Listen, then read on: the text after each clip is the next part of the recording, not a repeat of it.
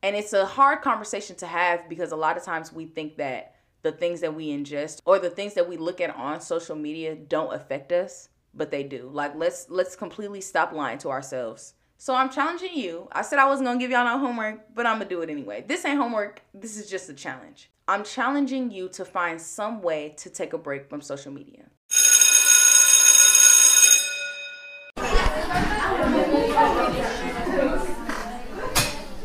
Hello, hello, hello. Welcome back to another episode of What School Didn't Teach Me. It's your host, Jasmine Camber, and class is back in session. Now, there are a couple of episodes in this season that I am really excited about, but this one in particular, this is on that list. I'm very excited about this episode because today we're talking about social media. Now, I might get a little hate for this episode. I shouldn't get any hate for this episode because I'm just here to provide you with some tips and tricks. I'm here to help us feed off of each other on how to make this world a better place. You know what I'm saying? How to make our journey in this life a better place. So I shouldn't get any hate for this episode. But today we're talking about social media and a little bit of the controversy behind it, because whether we realize it or not, social media holds so much weight and energy that we allow into our bodies at such an early time. I don't know about anybody else, but I've had to teach myself how to not wake up in the morning, roll over, and hop on Instagram, hop on TikTok for about 30 minutes. And so I remember being younger and everyone would say that we were kind of letting our cell phones and our social media ruin us or get into our brains and kind of drain us. And when I was younger, I didn't quite understand what that meant, because to me, social media was what people said it was, a platform that brought people together. And it definitely can be used as that. It definitely serves its purpose as a connector between people. But it also can disconnect people. It can disconnect people from their surroundings and from their reality. But it can also disconnect people from what is reality. What is reality versus what is just made for social media. I know everybody hears people say that Instagram is not real. You can edit photos, you can post one angle of your life, but you got all this other stuff going on to create this illusion of togetherness or perfection. And for a normal person like me who's not a social media influencer but just seeks to have some form of entertainment, I know I have to be mindful of what I'm ingesting via social media, which goes straight into the name of this episode. Social media, you are what you eat. You are what you are ingesting on this phone. And I know that people say that you can't help what you see on social media, but I'm not gonna lie. Like I don't believe that. I don't believe that's true. I'm sorry. I believe that to an extent. I believe that you are able to control what you are ingesting to a larger extent than what's being forced on you. And so, yeah, you are what you eat. You are what you ingest on social media. And this episode is just to provide some tips on how to maximize your screen time, how to make it align with whatever journey that you're on, and to make social media more helpful than harmful. I think I realized the effect that social media had on me maybe in 2019, maybe 2020, because I would go on breaks off of social media and I would feel so refreshed. Like, look at me connecting with nature and the people around me, like actually speaking to people and not being neck deep into my phone. And then when I would get back on social media and I would absorb other people's opinions and, I may be looking at content that wasn't healthy for me, or I just may be scrolling through the tea and that's not really benefiting me at all. And I noticed what kind of weight that put on my shoulders. And so as I maneuvered through my self-growth journey, my self-love journey, I learned how to navigate social media better in a way that fits me and my preferences. Again, whether we realize it or not, social media takes a hold on us. If you're feeling bad and you go on social media and you're scrolling, all it is dark humor and negative comments and just entertainment that doesn't necessarily fill your soul with something that has nourishment, you're going to be affected by that. We subconsciously hold on to the things that we see, especially the things that we see on social media. And we've become so desensitized to the information or the variety of information that is provided to us on Instagram, on Twitter, on TikTok, that we aren't always selective about what we are ingesting. And so I'm just going to share a couple of tricks that I use, or a couple of things that I had to get in the habit of doing to help me still enjoy my time on social media while it also being conducive to my growth journey, or making social media a place of actual rest and reset instead of, I've been scrolling for 30 minutes and I feel so drained. To be completely transparent with you all, I woke up this morning and I wasn't on social media, and then about 10 minutes later, I picked up my phone, went on Instagram. And I was on Instagram for maybe 10 minutes, and that whole 10 minutes messed up my mood. I don't know what I ingested. I don't know it didn't mess up my mood, but it fogged my mind. Because when I woke up, my mind was clear, and then I got on my phone, and I just didn't feel as eased. So this is something that I'm still guilty of. Again, we classmates. I'm not a teacher. That's it. I'm not a teacher. We're classmates. We learning this thing together. So when I say I actively have to put certain things in practice, I'm telling the truth. So let me hop right into it. The first thing that I try to make sure I do to make social media a healthy space for me, or a safer space for me, is to rewire what's important to me. Like, if I'm going to sit on social media for 10 minutes because that's what I decide to do when I take a break, what am I looking at? What do I actually want to see versus what my timeline is showing me? Nowadays, I notice that I like to see a lot of mental health posts. I think I follow like We're Not Really Strangers or We Are Urban. I think that's their Instagram. And all they do is like post affirmations, and they're very uplifting, and it gives me something healthy to ingest. And it gives me affirmations to say. Now, if you listen to the last couple episodes, we've been talking about affirmations. But in the past, my feed used to be filled with a lot of dark humor. It used to be filled with inappropriate jokes, this, that, and the third, that I learned was no longer serving me and actually was harming my mental more than it was helping. That didn't mean it wasn't funny. That didn't mean I didn't like to look at it, but it wasn't healthy. It wasn't healthy, and it wasn't helping me. And in an era where I was trying to keep my mind clear, keep my spirits clear, keep my heart open, well, if my social media feed is filled with darkness and trust issues and insecurity and comparison, this, that, and the third, that's not conducive with, I hope I use that word correctly, that's not conducive with the journey of life that I'm trying to take myself on. So you have to rewire what's important to you. You have to reprioritize what you're looking at when you scroll. It's easy to ignore when we become so desensitized. It's easy to look at a post and be like, ha, that was funny, and not realize how it's now fogged our brain up. But we got to start paying attention. We got to start asking ourselves, what is my feed? What am I filling my feed with? What am I filling my brain with? Am I following people that inspire me? Am I following people that promote growth? Am I following people that are going to teach me something new? Like, it doesn't always have to be about growth, if that makes sense. Just because you're on a journey doesn't mean you can't have entertainment. Your entertainment might change. You should be selective about the things you choose to let entertain you, but it doesn't mean that you can't have entertainment. So like me, I watch people make lunch. I watch wives make lunch for their husbands, moms make lunch for their kids, people crush chalk. And so if I want some entertainment, I might watch the people crush chalk. Now that I've learned how to prioritize the things that I want to see on my feed, I've learned healthy coping mechanisms on social media. So again, pay attention to what you're filling your feed with. Are you filling it with things that inspire you, that grow you, with people that teach you? Or are you filling it with things that align with a more stagnant place? Like at one point in my life, I enjoyed dark humor, but I knew, and I used humor as a coping mechanism, as many people do. And I knew that watching those or looking at dark humor posts weren't It wasn't healthy. Like, it wasn't aligning with a growth journey, but I also wasn't in a growth mindset. If you feel like you are changing your mindset, your social media feed should reflect that.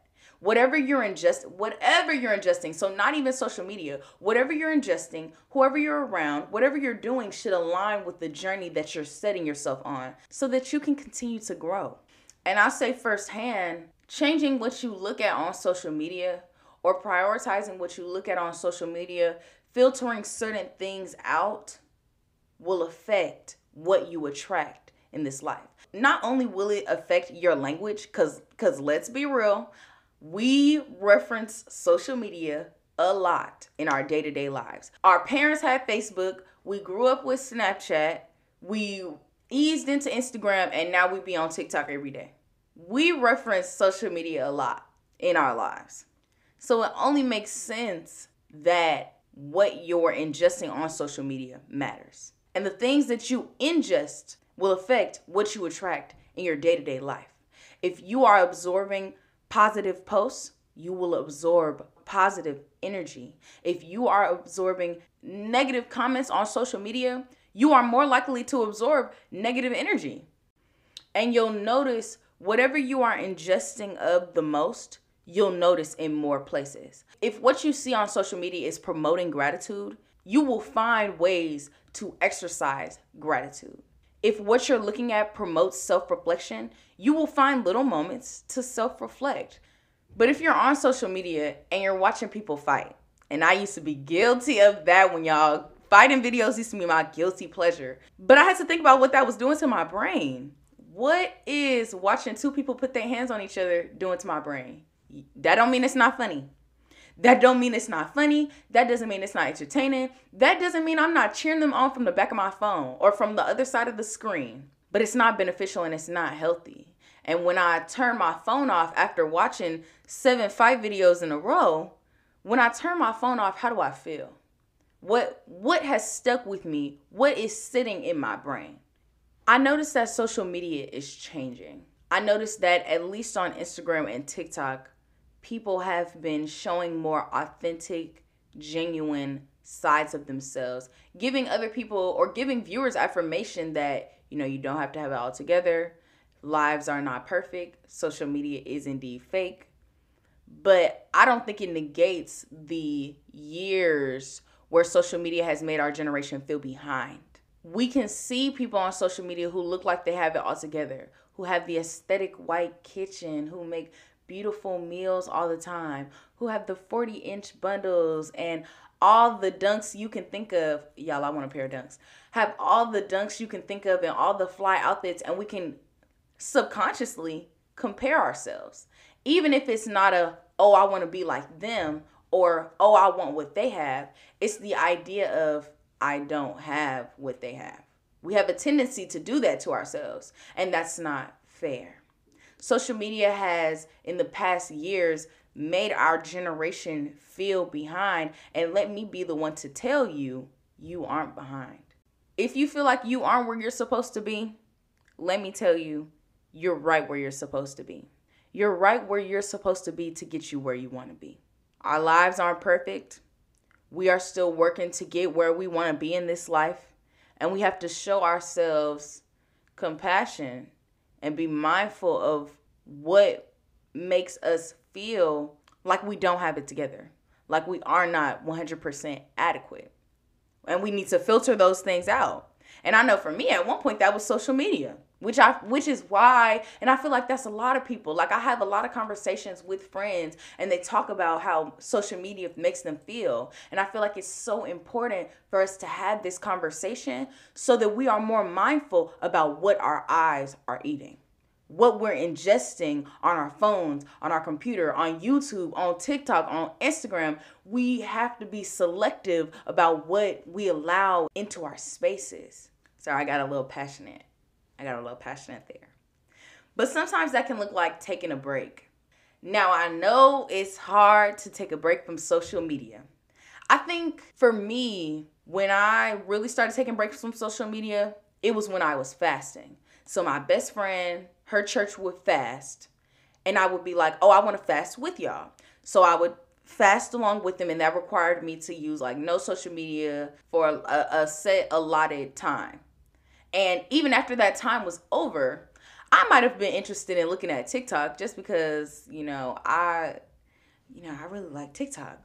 But even then, I spent way less time than I usually would if it was just a regular day, if I wasn't on a fast. And I noticed a difference in my body, in my brain, in my mental, based on what I was watching on social media.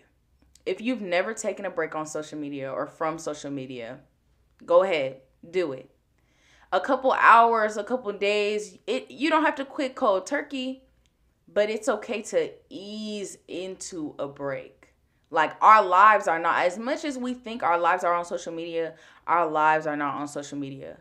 Our lives may be in our phones, but we need to change that too. Like, that needs to be a whole separate conversation of how we need to connect with our community without our cell phones. But I think it's important to make it a point to take some time away from everybody else's opinion, because that's all social media is, especially Twitter. It's just everybody giving their own opinion.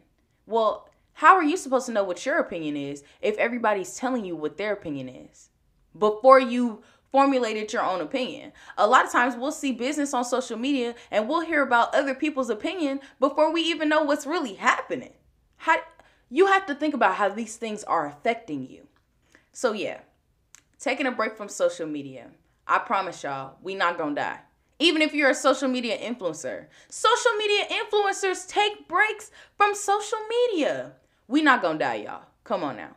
It will be hard, or it can be hard if it's your first time doing it, or if you feel like, that's your best way of connecting with people. It can be hard to take a break from social media, but you gotta do what you gotta do. Like, we cannot live our lives in a space where everybody else is trying to show you what their lives look like. And also, if you're going to take a break from social media, please don't announce it. Like, I feel like that's so middle schoolish. Please don't tell people to not call you, not text you because you're taking a break from social media. I think that's childish. Please don't do that. Just, if you're doing it for you, just do it. Like, please. But yeah, I encourage you to take a break from social media. Now, at some point, What School Didn't Teach Me is going to start giving out homework. And if we were there, your homework would be to take a break from social media. Take a 2-hour break from social media every day for a week. But we not that deep yet, so we're not going to give out homework. But I am encouraging everybody to take a break from social media. Even if it's just waiting an hour after you get up before you look at social media on your phone. And I'm still guilty of doing that sometimes. I do my best to not wake up and roll over and get on my phone, period. But sometimes I wake up wanting to talk. And what better place to talk than on my cell phone? And then on my cell phone, what better place to see activity than Instagram, than TikTok? But even then, I have to consider what I'm choosing to ingest, what I'm choosing to allow into my brain, into my mental, before I even get up and wash my face. So yeah, that's it. I'm encouraging you to take a break. Please take a break from social media. I promise you don't need it. You might even learn how to touch some grass. You might even learn that you're not behind in this life. You might even connect with the people around you more. And so I guess my third tip would be to filter your feed. So yes, rewire what's important to you and make sure you're monitoring what you ingest. But the best way to do that is to filter your feed. So what I really mean by that is unfollowing people. This is where it gets a little hard, because I know we have friends from high school, from middle school, social media influencers that we've been following for years and feel like we owe a loyalty to. Yeah, if they're not serving you, you gotta unfollow them. Like, there are social media influencers that I used to love because I felt like I connected with them in the time that I followed them. But now that I'm on a whole new journey in my life, or I'm in a whole new space, I'm trying to figure out why I'm even following this page. Those meme pages, I don't know how I ended up following so many meme pages, but all of them have dark humor or inappropriate humor, and that's just not what I'm interested in seeing. And as hard as it is, because sometimes it's funny, every now and again they still have some gems that I feel like are appropriate for me to look at. But if it's harming more than it's helping, I gotta hit the unfollow button. I have to. I have people that I was associates with years ago that I can't ingest your content anymore because you and I are on two different, not even on two different waves, but we're on two different journeys, and the content that you're posting is not appropriate for me and the life that I'm trying to live. So I gotta hit the unfollow. And it can be a little impersonal. It's okay, or it's normal to feel bad or to feel hesitant about unfollowing somebody that you know, or unfollowing accounts that you follow for so long, or unfollowing accounts that you feel like served you at one point. But if you want to make it to the next level, if you want to take your journey to the next level, you have to separate yourself from things that no longer serve you. And it's a hard conversation to have because a lot of times we think that the things that we ingest or the things that we look at on social media don't affect us. But they do. Like, let's completely stop lying to ourselves and act like you are not what you eat. You know, when they used to say you are what you eat, you are what you ingest, you are what you're looking at. My mom used to say, what you permit, you promote. So if you are permitting negative energy to come into your space, you are promoting your brain to generate that same energy. Like, y'all have to be mindful about what you are looking at on social media. I cannot stress this enough. When I say once I started unfollowing a lot of different pages and followed more wholesome content, my outlook or my intake on social media changed. Now, I still have times where I'm scrolling for 30 minutes and I feel so drained because I don't feel full by what I'm looking at. But I shouldn't be looking to social media for fulfillment. And matter of fact, I should be monitoring, and I'm talking about me, I should be monitoring what I'm looking at and how long I'm looking at it for. Even though what I like to see on social media now is people pack lunches, and I like to look at animated comics, and I like to see mental health posts, I still don't want to be on social media for an hour because what is that doing to my brain? What is it doing to my brain to be staring at a phone for an hour, 2 hours, just scrolling? It's about discipline. It's about learning what's for you and what's not. It's about absorbing things that are conducive to whatever growth journey you're on. And social media can be a comfortable place, but it's about stepping outside of your comfort zone. I'm going to run down the tips again because I want us to, because if we're going to make it to the next level and if we're going to keep growing and if we learn this life together, I just want to share the things that I've learned with y'all. And this is what I've learned about social media. I've learned that I have to watch what I'm ingesting. I have to monitor what my eyes are eating. And that means that I have to unfollow things that no longer serve me. That means that I have to go out and seek accounts and influencers that promote what I'm looking for. If what I'm looking for is Christian content, I have to seek Christian content. If what I'm looking for is mental health content, then I have to seek that. If what I'm looking for is animated comics that don't have any dark humor, I have to go look for that. And honestly, it's not that hard anymore. With all the For You pages and the whole algorithms, it's not that hard to find content that suits you. You find one account and you see 6 other accounts who are doing the same thing, and all of a sudden your feed has completely changed. So I've had to rewire what's important to me.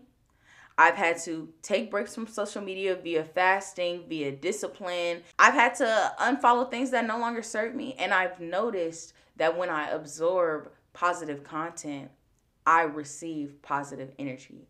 I've noticed that the things that I ingest on social media affect how I show up in this world and affect how my brain processes information and affects what I attract in this life. So I'm challenging you. I said I wasn't going to give y'all no homework, but I'm going to do it anyway. This ain't homework. This is just a challenge. I'm challenging you to find some way to take a break from social media. I don't know how you do it. I don't care how you do it. I told you that I would go on fast, and the fast would be from 12 a.m. to I think 2 or 3 p.m. and I wouldn't be able to get on social media. No TikTok, no Instagram, no Twitter. I think I could be on YouTube because I could watch like shows. I could watch TV at the time. But most of anything that required other people's opinions, I could not ingest. I'm challenging you to find some way to take a break from social media and fill that time with other things. I'm also challenging you to, when you get back on social media, pay attention to what your brain is ingesting. Pay attention to what your feed looks like. Is your feed filled with things that can promote growth in you? Or is it just filled with things that you deem entertaining at the time? Yeah. I felt like this was a conversation that needed to be had because I know so many people around me who get so affected by what they see on social media. And I don't feel like we have to be that affected by people who we don't even know or business that has nothing to do with us. Let's go find our own business. Let's go do our own thing. Let's go fill ourselves with positive energy so that we can exude positive energy in this world. So please take me up on my challenge. Take breaks from social media. Pay attention to what your eyes are ingesting because you are what you eat. And I will see y'all next week. Thank you so much for tuning in to today's episode. Remember, this is meant to be a conversation.